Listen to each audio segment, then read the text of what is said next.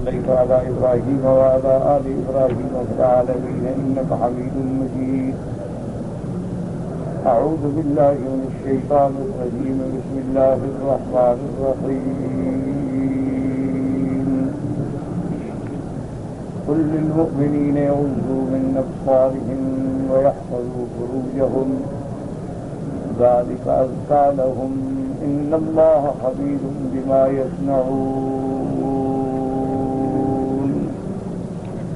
قال المؤلف والمفسر رحمه الله تعالى أدام النفع بعلومه وعلومكم في الدارين آمين إلى أن قال وروى الإمام أحمد حدثنا عطاب قال حدثنا عبد الله بن المبارك قال أخبرنا يحيى بن أيوب عن عبيد الله بن زهر عن علي بن زيد عن القاسم عن أبي أمامة رضي الله عنه وللنبي صلى الله عليه وسلم قال ما من مسلم ينظر إلى محاسن امرأة ثم يغض بصره إلا أخلف الله له عبادة يجد حلاوتها. اب اس حدیث مبارک میں جو حضرت ابی امامہ رضی اللہ تعالیٰ عنہ روایت فرماتے ہیں حضور صلی اللہ علیہ وسلم سے، حضور پاک نے فرمایا کہ کوئی مسلمان جو عورت کے حسن و جمال پہ نظر ڈال رہا ہو اور پھر اللہ کے خوف سے اپنی آنکھیں نیچی کر لے، اللہ تبارک و تعالیٰ اس کو بدلے میں ایسی عبادت نصیب فرمائیں گے جس کی حلاوت اپنے آپ میں محسوس کرے گا. یعنی اس کے بدلے میں اللہ اس کو، اس برائی کے بدلے میں اللہ اس کو ایسی عبادت کی توفیق دیں گے اور اس عبادت کا اثر اس کو محسوس ہوگا. وروى هذا مرفوعا عن ابن عمر وحذيفة وعائشة رضي الله عنهم ولكن في اسانيدها ضعف الا انها في الترغيب. اب مفسر رحمۃ اللہ علیہ فرماتے ہیں کہ ایسی روایات حضرت ابن عمر سے، حضرت حذیفہ بی بی عائشہ سے بھی ہیں، لیکن ان کی سندوں میں کچھ ضعف پایا جاتا ہے. الا فی الترغیب، مگر چونکہ یہ احادیث ترغیب ترہیب میں ہیں اس لیے محدثین ضعیف ہونے کے باوجود بھی قبول فرماتے ہیں. وَمِثْلُهُ يَتَسَامَحُ فِيهِ، جو آیات جو حدیث ترغیب میں ہوں یا ترغیب میں، اس میں محدثین چشم پوشی فرماتے ہیں، یعنی اس کی سند کو زیادہ نہیں وہ کوئیتے ہیں کہ مقصد تو ترغیب ہے یا اللہ کا خوف دلانا. وفي الطبراني من طريق عبد الله بن يزيد عن علي بن يزيد عن القاسم عن النبي أمامة مرفوعا لتبغضن أبصاركم ولتحفظن فروجكم ولتقيمن وجوهكم أو لتكسفن وجوهكم. حضرت ابی امامہ سے مرفوعاً حضور صلی اللہ علیہ وسلم سے روایت ہے، آپ نے فرمایا کہ یا تو تم اپنی آنکھوں کو نیچے کرو، اپنے شرمگاہوں کی حفاظت کرو، اپنے چہروں کو اللہ کے آگے سیدھا کرو، ورنہ اللہ تمہارے چہروں کو بگاڑ دیں گے، بدل دیں گے. کیونکہ خسوف اور کسوف جاتا ہے یعنی سیاہ ہو جانا، کسوف میں جیسے چاند سیاہ ہو جاتا ہے تو اس کے اثرات گناہوں کے ایسے ہوتے ہیں، اللہ معاف فرمائے کہ پھر اس کی وجہ سے سیاہی آ جاتی. جیسے صحیح حدیث مبارک میں ہے کہ جب بندہ گناہ کرتا ہے اس کے دل پہ ایک نقطہ سیاہ لگ جاتا ہے، اور جب دوسرا کرتا ہے پھر دوسرا نقطہ، حتیٰ یسود قلبہ، پھر اس کا دل پورے کا پورا سیاہ ہو جاتا ہے. اور جب دل سیاہ ہو جائے پھر اس کو برائی معلوم ہی نہیں ہوتی کہ میں برا کر رہا ہوں، میں گندا کام کر رہا ہوں، اس کو محسوس بھی نہیں. تو اسی طرح حضور نے فرمایا کہ اپنی آنکھوں کو جھکاؤ، اپنے شرمگاہوں کی حفاظت کرو، ورنہ اللہ تمہارے چہروں کو کہیں سیاہ نہ کر دے.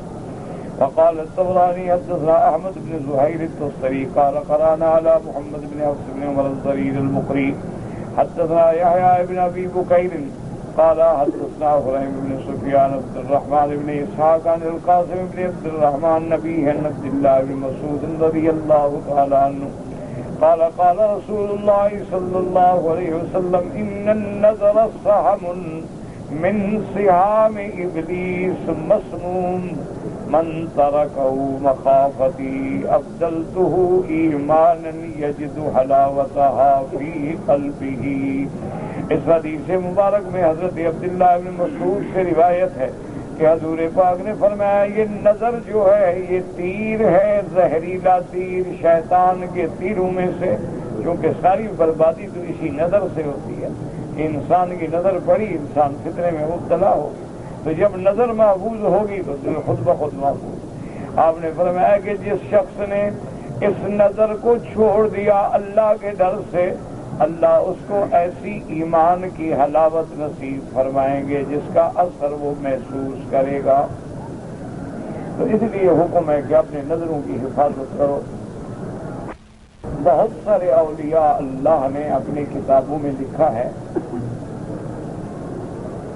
کہ جو بندہ صحیح معنی میں حلاوت ایمان، حلاوت عبادت اور استجابت دعا، یعنی ایمان میں بھی حلاوت ہو، عبادت میں بھی لذت ہو اور دعائیں بھی منظور ہوں، اگر یہ چاہتا ہے تو انہوں نے فرمایا کہ اس کا آسان حل یہ ہے کہ سب سے پہلے تو توبہ کرے،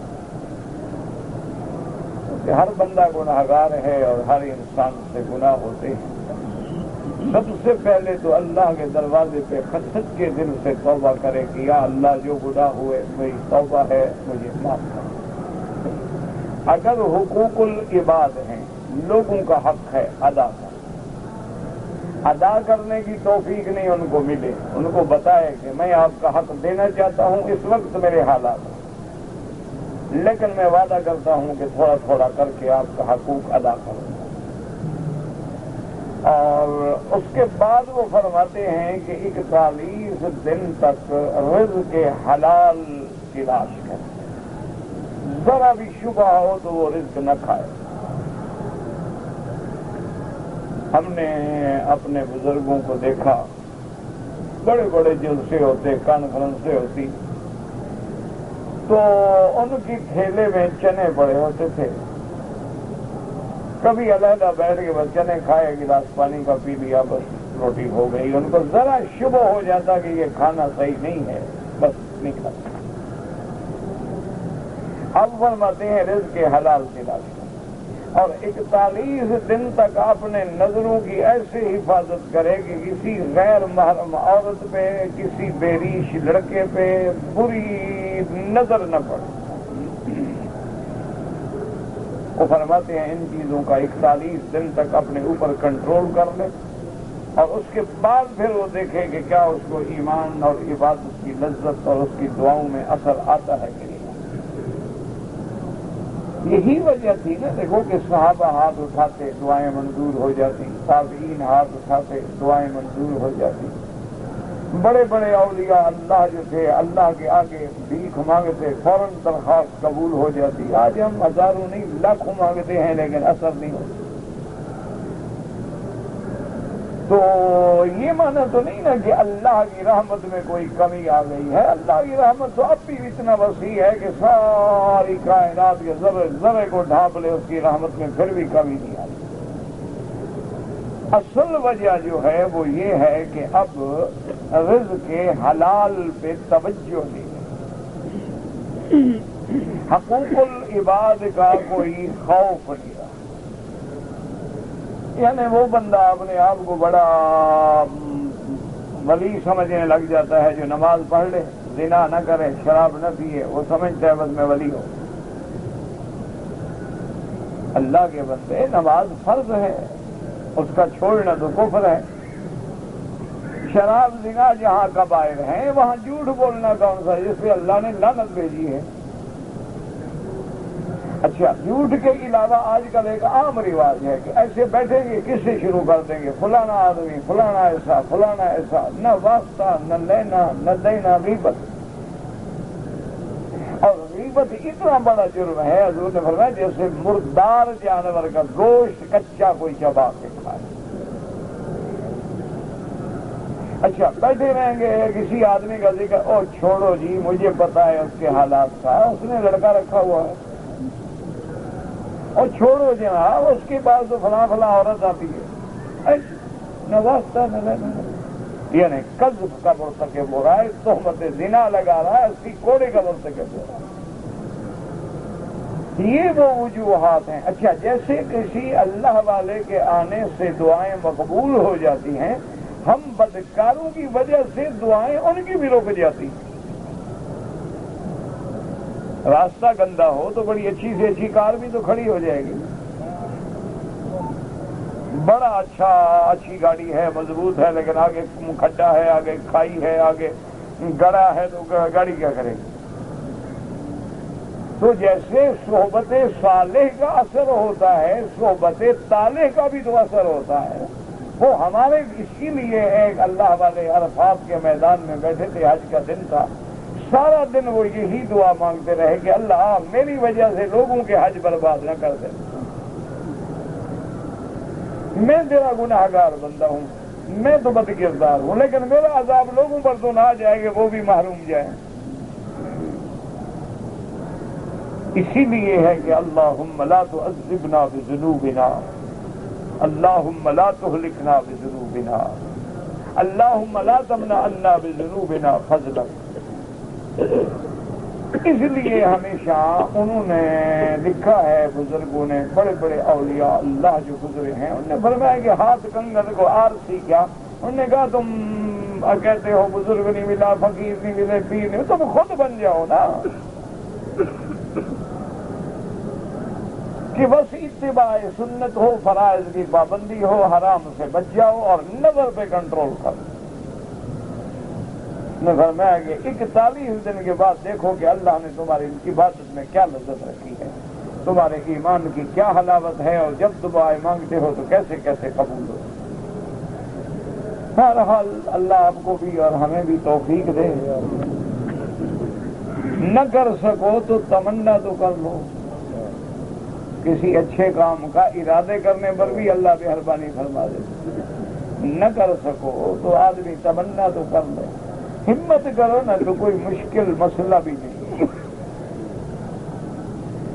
باقی آپ کی اپنی مرضی ہے، ہم تو کہہ سکتے ہیں ان اللہ خبیر بما یصنعون، کما قال تعالی یعلم خائنۃ الاعین وما تخفی الصدور۔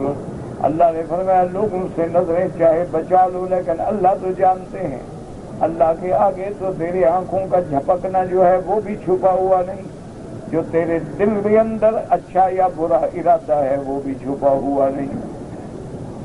وفي الصحيح عن ابي هريره رضي الله تعالى عنه قال رسول الله صلى الله عليه وسلم كتب على ابن آدم حظه من الزنا أدرك ذلك لا محالة۔ جو اللہ کی تقدیر فیصلہ کر چکے وہ نکلتا، لیکن یاد رکھو اللہ فیصلہ تب کرتے ہیں جب وہ بندہ اس چیز کا مستحق ہوتا ہے، ورنہ اللہ کبھی ظلم نہیں فرماتے۔ فرمایا فَزِنَ الْعَيْنَيْنِ النَّظْرُ، آنکھوں کا زنا یہ ہے کہ تم غیر محرم عورت پہ نظر ڈالو، اس کی تعریفیں کرو، اس کے چہرے کے، زلفوں کی، آنکھوں کی، یہ تمہاری آنکھوں کا زنا ہے۔ وَزِنَ اللِّسَانِ النُّطْقُ، اور تیری زبان کا زنا یہ ہے کہ تم غیر محرم عورت سے باتیں کرو۔ وَزِنَ الْأُذْنَيْنِ الْإِسْتِمَاعُ، اور تیرے کانوں کا زنا یہ ہے کہ تم غیر محرم کے گانے سنو، میٹھی میٹھی باتیں سنو۔ وَزِنَ الْيَدَيْنِ الْبَطْشُ، اور تیرے ہاتھوں کا زنا یہ ہے کہ غیر محرم کو پکڑو، اس کے ہاتھ میں ہاتھ ملاؤ۔ وَزِنَ الرِّجْلَيْنِ الْخُطَىٰ، اور تیرے پاؤں کا زنا یہ ہے کہ تم کسی غیر محرم کی طرف چل کے جاؤ۔ وَالنَّفْسُ تَمَنِّي وَتَشْتَهِي، اور تیرا نفس جو ہے وہ تمنا کرتا ہے، خواہش کرتا ہے کہ اب اس سے میرے ناجائز تعلق ہو جائیں۔ وَالْفَرْجُ يُصَدِّقُ ذَلِكَ وَيُكَذِّبُهُ، اور اس کے بعد اگر زنا ہو گیا تو فرج نے اس کو پورا کر دیا، یہ زنا تو نہ ہو سکا، لیکن باقی بات جو آنکھیں، ہاتھ، پاؤں، ان کا زنا تو ہو گیا کہ جب تم چل کے جا رہے ہو تو پاؤں زنا کر رہے ہیں، بول رہے ہو تو تمہاری زبان زنا کر رہی ہے، ہاتھ ملا رہے ہو تمہارے ہاتھ زنا کر رہے ہیں، اور دیکھ رہے ہو تو تمہاری آنکھیں زنا کر رہی ہیں۔ رواه البخاری تعلیقا ومسلم مسندا من وجه آخر بنحو ما ذکر وقد قال كثير من السلف انهم كانوا ينهون ان يحد الرجل نظره الى الامرد. اس لیے فرماتے ہیں کہ بہت سارے بزرگ اسلاف صالحین میں سے منع فرماتے تھے کہ کسی بیریش لڑکے کو بھی غور سے نہ دیکھا کرو. ہاں اچانک نظر پڑ گئی طالب ہے پڑھ رہا ہے لیکن یہ نہیں کہ دیکھ رہا ہے بھی خوبصورت ہے لڑکا. وقد شدد كثير من ائمة الصوفیة في ذلك. اور صوفی حضرات اس معاملے میں بہت سختی کرتے تھے بہت تشدید کرتے تھے کہ لڑکوں کا فتنہ زیادہ خطرناک ہے. وحرمه طائفة من اهل العلم لما فيه من الافتتان وشدد آخرون في ذلك كثيرا جدا. اور بہت سارے اہل علم فرماتے ہیں کہ امرد پہ یعنی بیریش لڑکے پہ نظر ڈالنا بھی حرام ہے، لیکن یاد رکھو اگر نظر شہوت استاد ہے اس کے دل میں اللہ معاف کرے کو برا ارادہ ہی نہیں، اگر بچے پڑھ رہے ہیں سامنے بیٹھے ہیں دیکھ رہا ہے، اصل مقصد وہی ہوتا ہے کہ دلوں کے بھید اللہ جانتا ہے کہ تم اس کو بری نظر سے دیکھ رہے ہو یا صالح نظر سے دیکھ رہے ہو. لیکن بری نظر سے بچنے کا علاج بھی تو یہی ہے کہ آدمی بچے، صالح نظر سے بھی نہ دیکھے. جب دیکھے گا نہیں تو بچ جائے گا، اور دیکھے گا تو کسی وقت دل میں شیطان فتنہ ڈال سکتا ہے. وقال ابن ابي الدنيا حدثنا ابو سعيد المدني قال حدثنا عمر بن سعد المازني قال حدثني عمر بن محمد بن صعبان عن صفوان بن سليم عن ابي هريره رضي الله عنه قال قال رسول الله صلى الله عليه وسلم كل عين باكية يوم القيامة إلا عينا خذت عن محارم الله وعين صارت في سبيل الله وعين يخرج منها مثل راس الذباب من خشية الله عز وجل. حضرت ابی ہریرہ رضی اللہ تعالیٰ عنہ سے روایت ہے کہ میرے محبوب رحمت دو عالم سیدنا محمد مصطفیٰ صلی اللہ علیہ وسلم نے فرمایا کہ قیامت والے دن ہر آنکھ رو رہی ہوگی اللہ کے عذاب کے ڈر سے، مگر وہ آنکھیں جنہوں نے اللہ کے ڈر سے کسی غیر محرم پہ نظر نہیں ڈالی ان کو اللہ اس دن خوشی نصیب فرمائے. اور اسی طرح وہ آنکھ جو اللہ کے راستے میں جہاد کے راستے میں جاگتی رہی پہرا دیتی رہی، اور اسی طرح وہ آنکھ جس سے آنکھ سے آنسو گر جائیں اللہ کے خوف سے، قیامت میں اللہ ان کو پھر وہ خوشیاں نصیب فرمائیں گے. ورنہ ہر حال جو ہے ہر آنکھ جو ہے وہ رونے والی ہوگی قیامت والے دن. اسی لیے قرآن پاک نے بھی فرمایا وجوہ یومئذ مسفرۃ ضاحکۃ مستبشرہ ووجوہ یومئذ علیہا غبرہ ترہقہا قطرہ اولئک هم الکفرۃ الفجرہ. وقل للمؤمنات يغضضن من أبصارهن ويحفظن فروجهن ولا يبدين زينتهن إلا ما ظهر منها وليضربن بخمرهن على جيوبهن ولا يبدين زينتهن إلا لبولتهن أو آبائهن أو آباء بولتهن أو أبنائهن أو أبناء بؤولتهن أو إخوانهن أو بني إخوانهن أو بني أخواتهن أو نسائهن أو ما ملكت أيمانهن أو التابعين غير أولي الإربة من الرجال أو الطفل الذين لم يظهروا على عورات النساء ولا يضربن بأرجلهن ليعلم ما يخفين من زينتهن وتوبوا إلى الله جميعا أيها المؤمنون لعلكم تفلحون. هذا أمر من الله تعالى للنساء المؤمنات وغيرة منه لأزواجهن عباده المؤمنين وتمييزا لهن عن صفة نساء الجاہلیت وفئات المشرکات. جیسے اللہ نے مومنوں کو حکم دیا کہ اپنی نظروں کو نیچے رکھو، اللہ اب مومن عورتوں کو بھی حکم دیتے ہیں کہ تم بھی اپنے خاوند کی غیرت کا خیال رکھو، تم بھی اپنے خاوند کی عزت کا خیال رکھو اور اپنے نظروں کو جھکاؤ تاکہ تمہارے درمیان اور جاہلیت کے عورت کے درمیان میں کو پتہ لگے کہ یہ مومنہ ہے یہ کافرہ ہے۔ اگر تم بھی انہی کی طرف ہو جاؤ، وہ جین پہنے تم بھی جین پہنو، وہ اسکرٹ پہنے تم بھی اسکرٹ پہنو، وہ ڈسکو میں جائیں تم بھی ڈسکو میں جاؤ، وہ جناب واک کریں اور تم بھی واک کرو، وہ فیشن پریڈ کریں اور تم بھی فیشن پریڈ کرو، تو پھر کافر اس عورت میں یا مسلمان عورت میں فرق کس بات کا ہے؟ وقال سبب نزول هذه الآية ما ذكره مقاتل بن حيان قال بلغنا والله أعلم کہ یہ آیت نازل جو ہوئی اس کا شان نزول کیا ہے؟ ان جابر بن عبد الله الانصاری حدث ان اسماء بنت مرصد كانت في محل لها في بني حارثة فجعل النساء يدخلن عليها غير متزرات فيبدو ما في أرجلهن من الخلاخل وتبدو صدورهن وذوائبهن فقالت اسماء ما أكبر هذا فأنزل الله عز وجل وقل للمؤمنات يغضضن من أبصارهن۔ ابو بصر رحمۃ اللہ علیہ فرماتی ہیں کہ حضرت بی بی اسماء بنت مرصد اپنے گھر میں ہوتی تھی بنی حارثہ میں، ان کو جو اس دور میں عورتیں ملنے کے لیے آتی تو وہ کوئی ایسا لباس اوپر چادر اوڑھ کے نہیں آتی تھی، کھلی ہوئی ہیں اور پاؤں کے زیور بھی نظر آ رہے ہیں، سینہ بھی نظر آ رہا ہے اور بال بھی کھلے ہوئے ہیں، تو بی بی اسماء کو بڑا دکھ ہوا۔ انہوں نے فرمایا ماں اکبا حاضا، اس سے کیا اور بری بات ہوگی کہ بال کھلے ہیں، سینہ کھلا ہے، پاؤں کھلے ہیں، یہ کیا ہے عورتیں ہیں؟ تو اللہ تبارک و تعالیٰ نے حکم جاری فرما دیا کہ خبردار کوئی عورت ایسی حرکت نہ کرے۔ وَقَوْلُهُ وَقُلْ لِلْمُؤْمِنَاتِ يَغْضُضْنَ مِنْ أَبْصَارِهِنَّ أي ما حرم الله عليهن من النظر إلى غير أزواجهن۔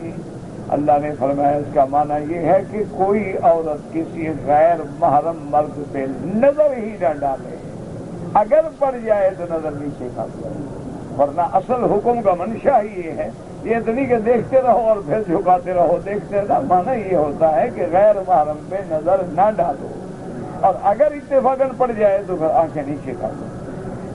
ہاں اپنے شوہر پہ عورت جو ہے نظر ڈالے، دیکھے، وہ اس کو دیکھے، وہ تو اچھی بات۔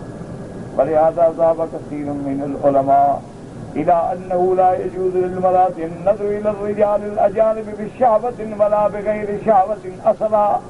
تب اسی لیے بعض علماء فرماتے ہیں کہ عورت کو غیر محرم مرد پہ قطعا نظر نہ ڈالے، چاہے شہوت ہو، برا ارادہ ہو یا نہ ہو، پھر بھی نہ ڈالے۔ واحتج كثير منهم بما رواه أبو داود والترمذي من حديث الزهري النبهان مولى أم سلمة أنه حدثه أن أم سلمة حدثته أنها كانت عند رسول الله صلى الله عليه وسلم وميمونة قالت فبينما نحن عنده أقبل ابن أم مكتوم فدخل عليه وذلك بعدما أمرنا بالحجاب۔ اسی لیے بہت سارے علماء نے اس حدیث سے استدلال کیا ہے، جس کو ابو داؤد ترمذی نے روایت کیا ہے کہ بی بی ام سلمہ اور بی بی میمونہ فرماتی ہیں کہ ہم بیٹھے تھے حضور صلی اللہ علیہ وسلم کے پاس کہ ہم نے دیکھا کہ عبداللہ ابن ام مکتوم صحابی ہے رضی اللہ تعالیٰ عنہ اور نابینا ہے، وہ آ رہے ہیں حضور کی خدمت میں، اور یہ واقعہ ان دنوں کا ہے جب اللہ نے پردے کا حکم نازل فرما دیا تھا، یعنی یہ حجاب کے حکم آنے کے بعد ہے، پہلے تو پردہ نہیں تھا، بعد میں حکم آیا تھا۔ جب بی بی زینب بنت جہش کا نکاح ہوا تو اسی دن آیت حجاب نازل ہوئی۔ فقال رسول اللہ صلی اللہ علیہ وسلم احتجبا منہ، حضور نے فرمایا پردہ کرو۔ فقلت یا رسول اللہ لیس هو اعمی لا یبصرنا ولا یعرفنا۔ بی بی کہتی ہے میں نے عرض کیا یا رسول اللہ کیا وہ نابینا نہیں ہے؟ وہ تو نہ دیکھ سکتا ہے نہ ہمیں پہچانتا ہے، وہ تو نابینا ہے بیچارہ، اس سے کیا پردہ؟ فقال رسول اللہ ابا اما یابانی انتما، حضور نے فرمایا اچھا وہ تو نابینا ہے، تم دونوں بھی اندھی ہو، تم بھی نابینا ہو، تم تو دیکھ رہی ہو نا، پردہ کرو، نہ وہ دیکھے گا تم دیکھو۔ الستما تبصرانہ، تو کیا تم نہیں دیکھو گی؟ ثم قال الترمذی ھذا حدیث حسن صحیح، یہ حدیث صحیح درجے پر. وذهب آخرون من العلماء الى جواز نظرهن الى الاجانب بغیر شهوة كما ثبت في الصحيح ان رسول الله صلى الله عليه وسلم جعل ينظر الى الحبشة وهم يلعبون بهوابهم يوم العيد في المسجد، وعائشة ام المؤمنين تنظر اليهم من ورائه ويسترها منهم حتى ملت ورجعت. اور بعض علماء فرماتی ہیں کہ اگر عورت کی نظر غیر محرم پہ پڑے لیکن بری نظر نہ ہو، شہوت نہ ہو، بالکل صاف دل سے اور کوئی مجبوری سے، تو کہتے ہیں کوئی حرج نہیں. انہوں نے استدلال کیا ہے اس حدیث سے جو صحیح حدیث مبارک ہے کہ حضور صلی اللہ علیہ وسلم دیکھ رہے تھے بعد حبشہ کے لڑکے تھے جو اپنے نیزوں سے کھیل رہے تھے. عید کے دن وہ آپس میں کھیل رہے تھے، نیزے وغیرہ استعمال کر رہے تھے. تو حضور بھی دیکھ رہے تھے. بی بی عائشہ فرماتی ہے میں حضور کے پیچھے آ کے کھڑی ہو گئی اور حضور کے کندھے مبارک پہ اپنا تھوڑی رکھ لی اور میں دیکھتی رہی، کافی دیر دیکھتی رہی. حضور بھی کھڑے رہے جب تک کہ میں خود میرا دل بھر گیا اور میں واپس لوٹی تو پھر حضور صلی اللہ علیہ وسلم ہٹے. تو اس لیے بعض علماء استدلال کرتے ہیں کہ جب بی بی عائشہ دیکھ سکتی ہے، حضور نے منع بھی نہیں فرمایا اور پھر حضور کھڑے بھی رہے اتنی دیر، تو اس سے معلوم ہوا کہ بغیر شہوت کے اگر عورت دیکھے تو کوئی حرج نہیں. لیکن مسئلہ سمجھیں، اب ایک حدیث میں آیا کہ نابینے کو بھی نہ دیکھو، حالانکہ وہاں بھی کوئی شہوت کی بات ہی نہیں ہے. اچھا، ایک روایت میں آیا کہ بی بی عائشہ نے دیکھا. تو اب علماء نے ان دونوں حدیثوں کو جمع کیا کہ اگر خوف ہو فتنے کا پھر تو نہ دیکھو، اگر خوف فتنے کا نہیں ہے، الحمدللہ امن ہے، سکون ہے، ویسی بات نہیں ہے، تو وہاں دیکھنا بغیر شہوت کے جائے. اگر فتنے کا خوف ہے تو پھر شہوت سے بھی نہ دیکھو اور بغیر شہوت کے بھی نہ دیکھو. اور آج کل جو حال ہے اس میں تو آدمی جتنا دور رہے تبھی بچ سکتا، ورنہ بچنا جو ہے نا جی وہ نہ بالکل محال ہے. الا من حفظہ اللہ، اگر اللہ حفاظت فرما کے بچا لیں تو بچا لیں، ورنہ عورت اتنا بڑا فتنہ ہے کہ اس میں صرف دولت والے نہیں، بڑے بڑے علم والے، بڑے بڑے تقوی والے لوگ بھی بہ گئے. یہ ایسا فتنہ ہے. ہاں مگر اللہ بچا لے تو بچا لے. وَقَوْلُهُ تَبَارَكَ وَتَعَالَى وَيَحْفَظْنَ فُرُوجَهُنَّ، اپنی شرم گاہوں کو تھامتی رہیں. کیا معنی؟ گناہوں سے بچیں، فواحش سے بچیں، زنا سے بچیں. وقال قتادہ وسفیان ما لا يحل لهن، جس چیز کو اللہ نے حرام کیا، زنا حرام ہے، لواطت حرام ہے، عورت کا عورت سے سحاق کرنا جو ہے حرام ہے. ان سب چیزوں سے بچیں. وقال مقاتل الزنا وقال ابو العالیہ كل آیۃ نزلت في القرآن يذكر فيها حفظ الفروج وهو من الزنا الا هذه الآیہ. ابو بکر رحمۃ اللہ علیہ فرماتے ہیں کہ جہاں جہاں بھی حفظ فرج کا حکم ہے، معنی ہی یہ ہے کہ زنا سے بچیں. مگر اس آیت میں اللہ نے حکم دیا وَيَحْفَظْنَ فُرُوجَهُنَّ، یعنی اپنی نظر کو بھی نیچے رکھیں، اپنی شرمگاہوں کو بھی تھام کے رکھیں. یعنی لا یراہا احد، کیا معنی؟ یعنی ان کو کوئی نہ دیکھے. حفاظت کا معنی یہاں یہ ہے کہ صرف زنا سے نہیں بلکہ ان کے بدن پہ بھی کسی کی نظر نہ پڑے. وَلَا يُبْدِينَ زِينَتَهُنَّ إِلَّا مَا ظَهَرَ مِنْهَا أي لا يظهرن شيئا من الزينة للأجانب إلا ما لا يمكن إخفاؤه.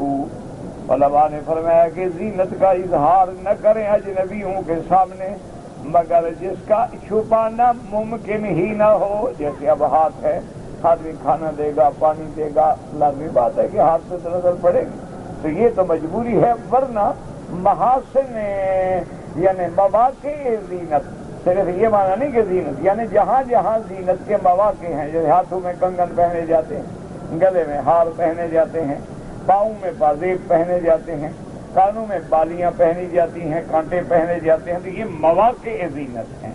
وہ چیزیں زینت ہیں اور یہ محل زینت ہیں. ان کو کسی کے آگے ظاہر کرنے کی اجازت نہیں.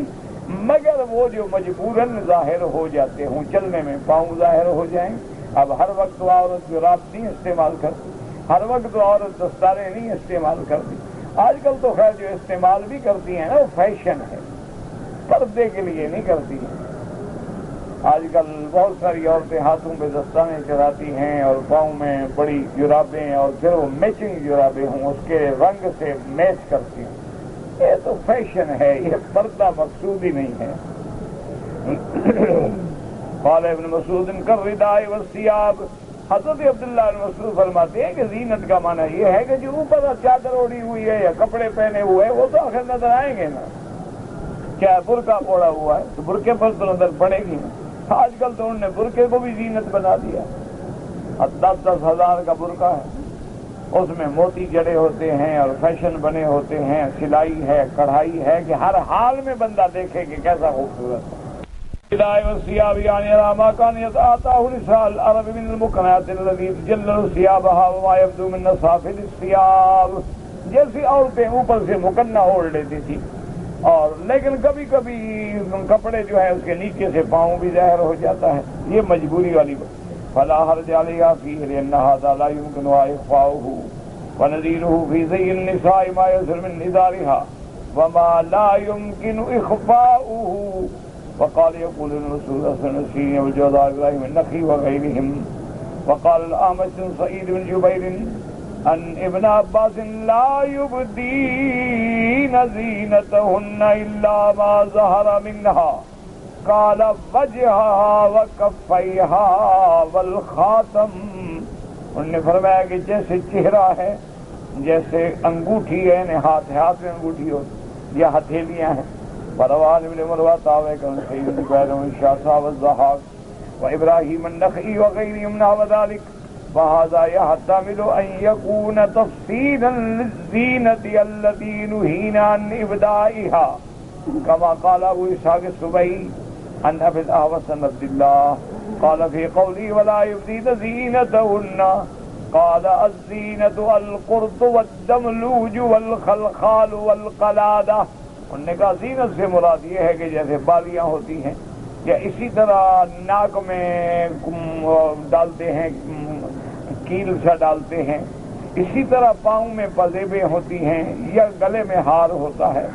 اور پھر روایت میں قال زینت زینتان، انہوں نے کہا کہ زینت سے مراد جو ہے دو قسم ہیں، فزینت لا یراہا الا الزوج، ایک زینت تو ایسی ہے کہ جس کو خامد کے بغیر دیکھنا جائز نہیں، الخاتم والسوار، یعنی انگوٹھیاں، کنگن، یہ تو داخلی چیزیں، تو اس کو بس خامد دیکھے اور کوئی نہ دیکھے۔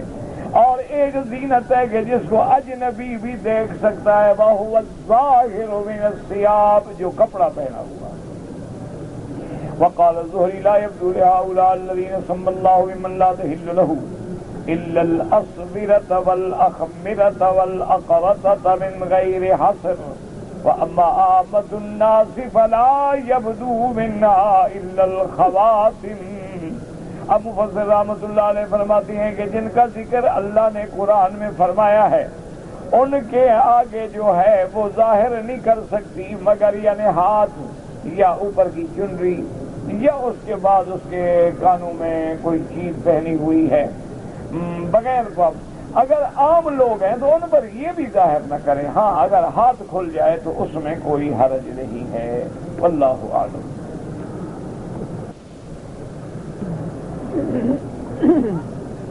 کہتے ہیں جی کہ آپ نے ایک دفعہ درس میں فرمایا تھا کہ 3 چیزوں کا خیال رکھیں کہ قاضی نہ بنے، یعنی حاکم نہ بنے اپنی خواہش سے، اور امانت بھی نہ رکھیں کیونکہ پھر اس کی وفاداری لازم ہے۔ اور تیسری بات کیا ہے اللہ عالم، اب مجھے بھی یاد ہے کہ درس میں ہوگی اس وقت بات۔ کہتے جی کہ اللہ نے مجھے بیٹا دیا ہے تو میں اپنے بیٹے کا نام سدیس رکھوں۔ سدیس نام تو نہیں، لقب ہے۔ ہمارے امام حرم جو ہیں فضیلت الشیخ، ان کا نام بھی عبد الرحمن السدیس قبیلہ ہے۔ تو باقی کہتے ہیں جی اس کا ترجمہ جو ہے یاد رکھیں، جب کوئی چیز نام بن جائے تو اس کا ترجمہ ہوتا ہی نہیں۔ بہرحال نام زیادہ وہ رکھیں جس میں عبداللہ، عبد الرحمن، عبد الرحیم، عبد العلیم، عبد الحکیم، یعنی جس میں عبدیت کا اظہار ہو۔ بہرحال یہ تو ان کا لقب ہے، ان کا نام تو شیخ عبد الرحمن ہے ماشاءاللہ۔ میرے پہلے بیٹے کا نام محمد اروم، اروم تو خدا جانے کیا بلا ہے، البتہ محمد نام ٹھیک ہے۔ اور شاہین ہے، شاہین تو کوئی جانور ہوتا ہے جو اڑتا ہے، پرندہ، اللہ کو پتہ ہے۔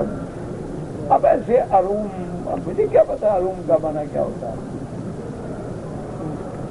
اللہ عالم۔ یہ لغت کی کتابیں اٹھاؤ اور اس میں معنی ڈھونڈتے رہو۔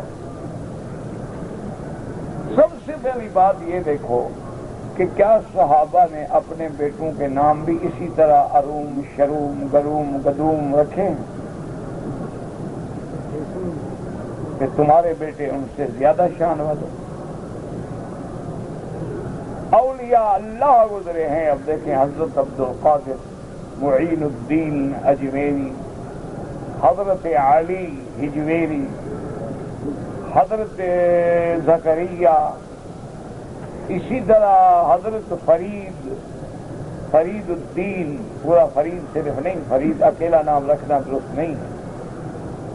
تو یہ سارے نام یعنی آپ اچھا صحابہ میں آپ نام دیکھتے ہیں، سیدنا عمر، سیدنا عثمان، سیدنا علی، سیدنا حسن، سیدنا حسین، یہ سارے نام تمہیں پسند نہیں ہیں، تم نے اروم، گدوم، جدوم ڈھونڈنا۔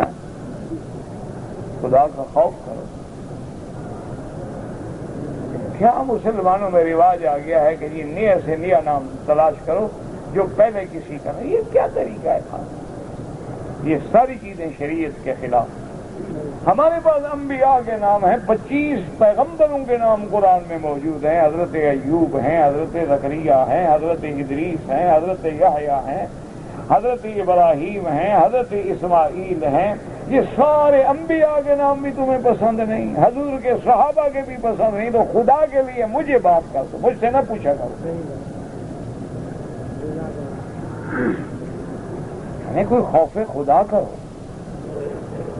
اس طرح تو سارے سیدنا حسین، سیدنا حسین کا ماتم کرتے ہو، نام رکھنے کے لیے تکلیف ہوتی ہے تمہیں۔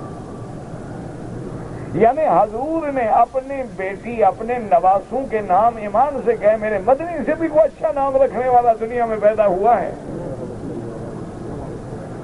حضور تو رکھیں حسن، حضور تو رکھیں حسین، حضور تو بیٹیوں کے نام رکھیں زینب، رقیہ، ام کلثوم، فاطمہ، اور تم رکھو مونالیزا، ڈیانا، شیطانہ، مرجانہ، ہرمانہ۔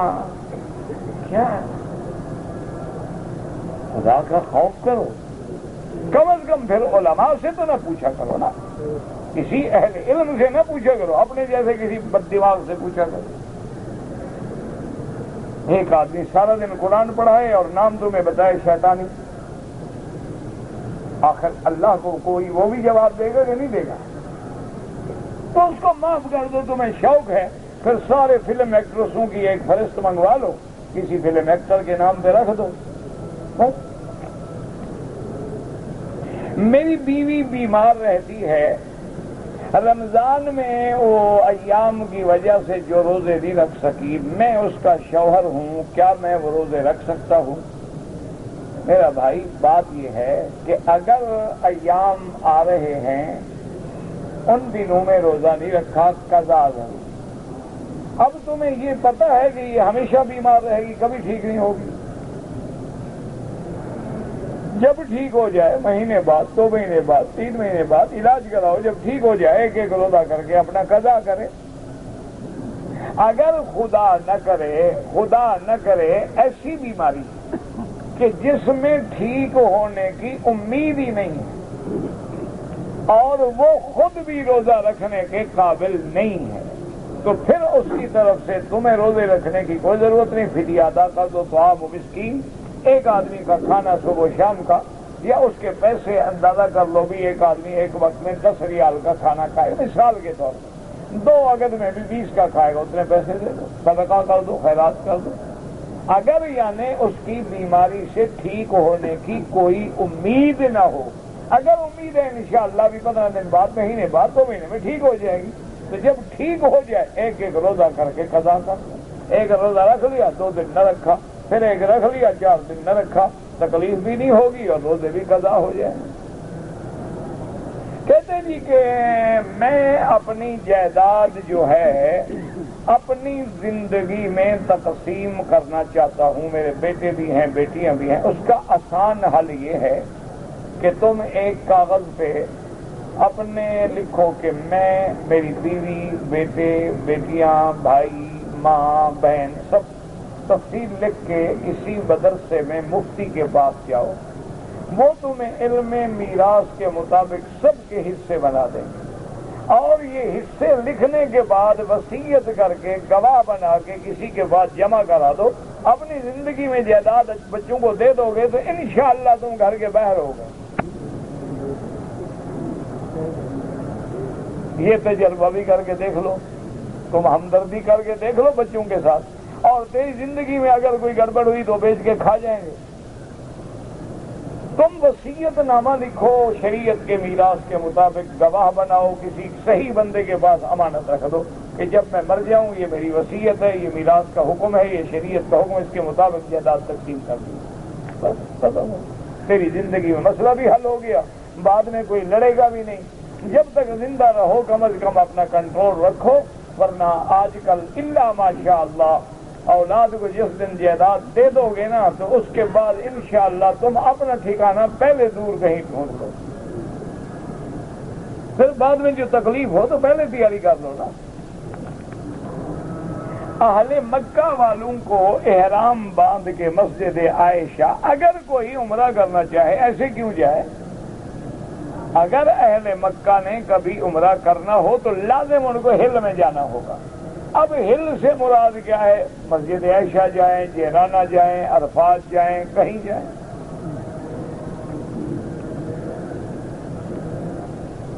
میں خادم ہوں مسجد الحرام میں، اور ہمیں 4 مہینے کے لیے بھرتی کیا گیا ہے۔ آپ رمضان میں آ گئے یا رمضان سے پہلے آ گئے تو آپ کا حج افراد ہوگا، یعنی آپ صرف حج کی نیت کریں گے، لبیک بحجۃ لبیک اللہم لبیک، اور آپ پر حج کی بکری ذبح کرنا واجب نہیں ہے۔ اللہ پیسے دے کر دو، ورنہ خادم آدمی ہو اچھی بات ہے، مفرد حج کرو، اللہ نے بکری بھی معاف کی ہے، کنکری مارو، سر منڈاؤ، اپنی ڈیوٹی پہ آ جاؤ۔ حج کا احرام یہاں جہاں رہتے ہو مکے میں وہیں سے بدل۔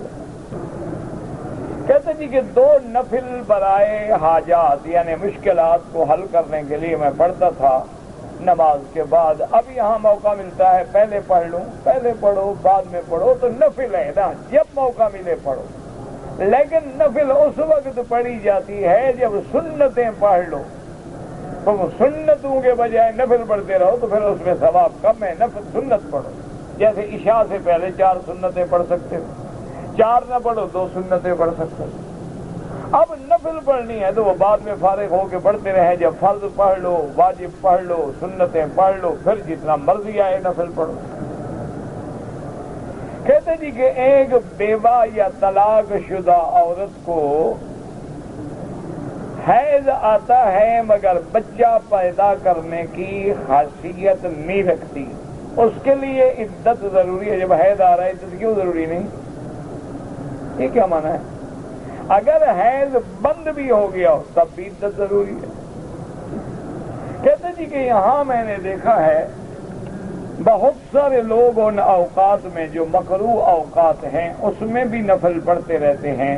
میرا بھائی کیونکہ یہاں ہر ائمہ کے اتباع کرنے والے لوگ آتے ہیں، حنفی بھی ہیں، شافعی بھی ہیں، مالکی بھی ہیں، حنبلی بھی ہیں، تو بعض ائمہ کے نزدیک اللہ کے حرم میں کوئی جب چاہے طواف کرے 2 رکعت پڑھے، وہ بھی کہتے ہیں ضرورت ہو، ایسے نہیں کہ ضرورت بھی نہ ہو اور مکروہ وقت میں نماز پڑھتا رہے، یہ کوئی بھی نہیں کہتا۔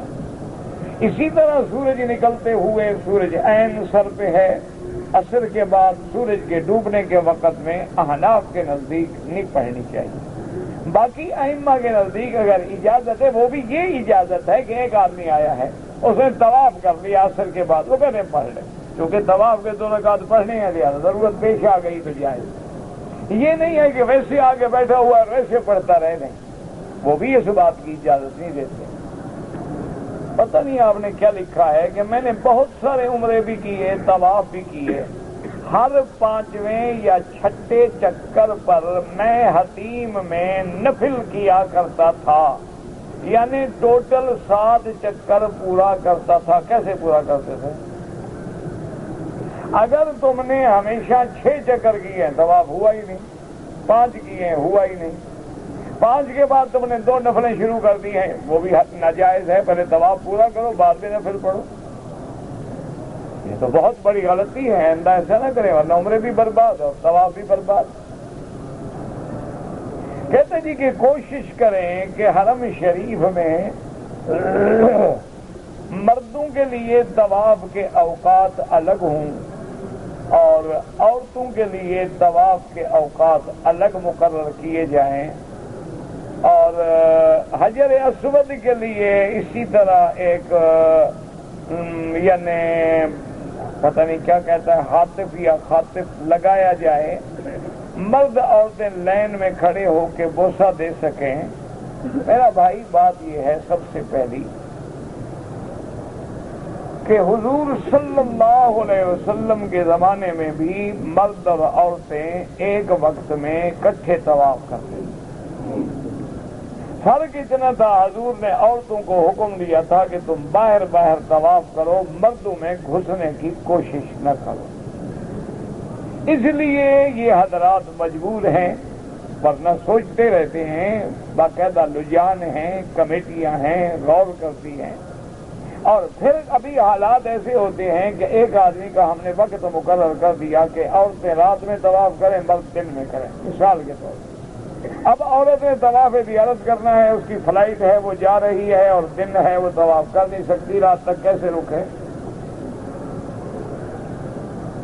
اس کا کیا حل ہے؟ باقی کہتے ہیں جی کہ لائن بنائیں۔ مسلمانوں نے جس دن لائن بنانا سیکھ لی نا اس دن کفر مر جائے گا۔ تمہارے اپنا صبر ہی نہیں، لائن کون بنائے گا؟ مسلمان اور صبر کر لیں، دیکھیں مجال ہے، بس پہ لڑیں گے، حجر اسود پہ لڑیں گے، دروازے سے گزرنا پڑے تو لڑیں گے، کوئی ایک بندہ چیخ مار دے سارے دوڑ پڑیں گے، لوگوں کو مار ڈالیں گے۔ یہ تو اللہ رحم کرے تم پر، اس کا علاج لینوں سے نہیں دلوں سے ہو سکتا۔ اور پہلی چیز یہ ہے کہ حجر اسود کا بوسہ دینا کو فرض ہے، فرض نماز تو پڑھتے نہیں، بوسے پہ لڑتے ہیں۔ اب اس سے بڑی جہالت کیا ہے؟ بھئی حجر اسود کا بوسہ دینا سنت ہے، نہ ملے اشارہ کرو، خلاص وہی ثواب ہے جو بوسے کا ثواب، تو پھر لڑائی کی ضرورت کیا ہے؟ کہتے جی کہ ہنڈی کے ذریعے جو لوگ پیسہ بھیجتے ہیں کیا یہ کاروبار جائز ہے؟ اگر ہنڈی کے کاروبار میں مسلمان ملک کو نقصان ہوتا ہے، اس کو زر مبادلہ نہیں ملتا، اور بعض غلط لوگ اسمگلر جو ہیں جن کے پاس کالا دھن ہے وہ اس ذریعے سے اپنے دھن کو سفید کر لیتے ہیں، تو یہ حرام ہے۔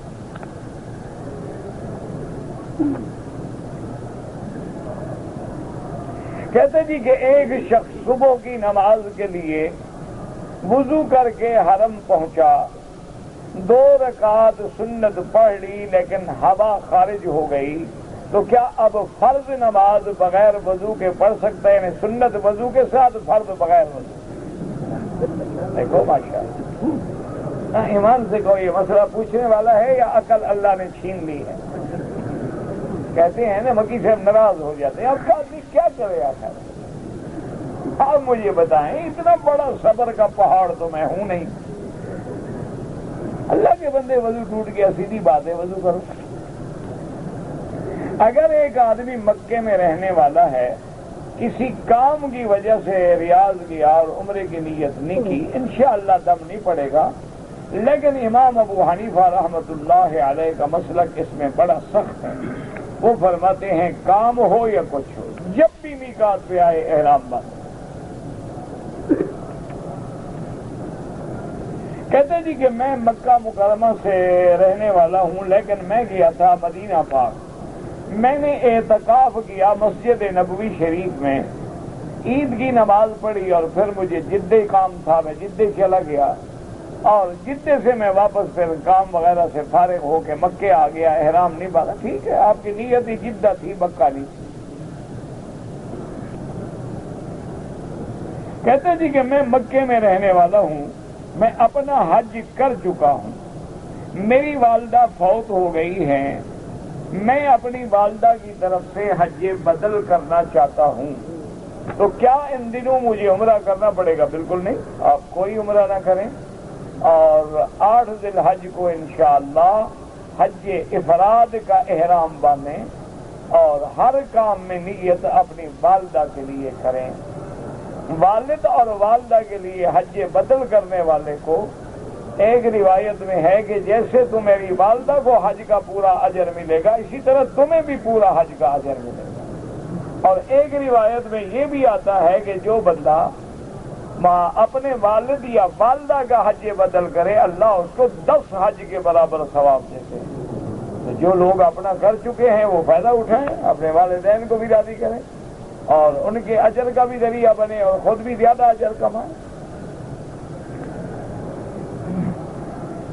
کہتے تھے کہ مسجد عائشہ سے بعض مرد حضرات بھی احرام باندھتے ہیں۔ حضور پاک کی کسی حدیث مبارک میں ہم نے یہ نہیں پڑھا کہ آپ نے حکم دیا ہو کہ بیوی عائشہ صرف تمہارے لیے ہے، کوئی مرد نہیں باندھ سکتا۔ حالانکہ بعض روایات میں عبداللہ ابن عمر کا اور عبداللہ ابن زبیر کا عمرہ کرنا بھی ثابت ہے۔ کہتے جی کہ عورت اگر مسجد میں آ کر جماعت کے ساتھ نماز پڑھے تو جائز ہے، افضل یہ ہے کہ اپنے گھروں میں پڑھیں، لیکن اگر آئے تو ادب سے، احترام سے، حجاب سے، پردے سے۔ تو پھر حضور کی ایک حدیث مبارک بھی ہے کہ لا تمنعوا اماء اللہ عن بیوت اللہ، اللہ کے بندیوں کو اللہ کے گھر میں آنے سے مت روکا کرو، لیکن اگر فیشن کر کے آئیں تو پھر آنے میں گناہ ہے۔ سادہ کپڑوں میں، سادہ لباس میں، عزت کے ساتھ، حشمت کے ساتھ، وقار کے ساتھ، نظر نیچے ہو، مقصد اللہ کے گھر میں آ کے جماعت کا اجر لینا ہو، تو اس لیے اس کا مسجد میں آنا بھی جائز ہے۔ واللہ اعلم۔ اللہم صل علی سیدنا محمد وعلی آل سیدنا محمد وبارک وسلم۔ یا اللہ یا رحمان یا رحیم یا حی یا قیوم یا ذا الجلال والاکرام، یا الہنا الہ کل شیء الہا واحدا لا الہ الا انت، اللہم انت الميسر لكل عسیر وانت على كل شيء قدیر، یا لطیف الطف بنا في تيسير كل عسیر فإن تيسير كل عسیر عليك يسير، اللهم يسر امورنا وامور اولادنا واخواننا وبناتنا وامور المسلمین۔ دل سے دعا کریں کہ اللہ زلزلہ زدگان کی مدد فرما، یا اللہ جو فوت ہو گئے ہیں ان کے درجات بلند فرما، ان کے پسماندگان کو صبر جمیل عطا فرما، جو زندہ ہیں ان کی جان مال آبرو عزت کی حفاظت فرما، یا اللہ اپنے بندوں کو عذاب سے بچا لے، یا اللہ اپنے عذاب رفع فرما، یا اللہ اپنے عذاب رفع فرما، یا اللہ جو مدد کر رہے ہیں ان کو زیادہ سے زیادہ مدد کرنے کی توفیق عطا فرما، یا اللہ ان کے مسائل آسان فرما دے، مدد کے لیے رحمت کے راستے کھول دے، یا اللہ بیماروں کو شفا عطا فرما، بے حیاؤں کو حیا عطا فرما، بے دینوں کو دین عطا فرما، بے اولادوں کو اولاد عطا فرما، جن کی اولادیں ہیں ان کو صالح بنا، قرۃ عین بنا، جن کے گھروں میں بیٹیاں ہیں ان کے رشتے آسان فرما، یا اللہ ہم کسی امتحان سے قابل نہیں، یا اللہ ہم ضعیف ہیں، عاجز ہیں، گناہگار ہیں، اپنے گناہوں کا اقرار کرتے ہیں، رحمت کے فیصلے فرما، رحمت کا فیصلہ فرما، یا اللہ عالم اسلام کی عزت کا فیصلہ فرما، عالم اسلام کے غلبے کا فیصلہ فرما، یا اللہ کفر اور ان کی قوتوں کو ہمیشہ کے لیے نیست و نابود فرما دے۔ اللہم انا نعوذ بک من جہد البلاء ودرك الشقاء وسوء القضاء وشماتة الأعداء. اللهم استرنا بسترك الجميل، اللهم استرنا بسترك الجميل، اللهم استر عوراتنا، آمن روعاتنا، خفف لوعاتنا. اللهم احفظ سائر بلاد المسلمين وهذا البلد الأمين واجعلها آمنا مطمئنا سخاء رخاء إلى يوم الدين برحمتك یا ارحم الراحمین. یا الہ العالمین، جن دوستوں نے دعاؤں کے لیے کہا ہے، خط لکھا ہے، پھول کیا ہے، پیغام بھیجا ہے، سب کی حاجتیں پوری فرما. یا اللہ جنہوں نے نہیں بھی کہا ان کی بھی حاجتیں پوری فرما. یا اللہ اپنے دروازے پہ آنے والوں کو محروم نہ فرما. یا اللہ ہمیں اپنے دروازے سے مایوس نہ فرما. یا الہ العالمین، یا اللہ تمام دینی جماعتوں کی، دینی اداروں کی، مساجد کی، مدارس کی حفاظت فرما. یا اللہ جہاں جہاں بھی دین کے اجتماع ہیں مدد فرما، نصرت فرما، حفاظت فرما، ہر شر سے محفوظ فرما. ربنا تقبل منا انك انت السميع العليم وتب علينا انك انت التواب الرحيم. وصلى الله تعالى على خير خلقه سيدنا محمد وعلى آله وصحبه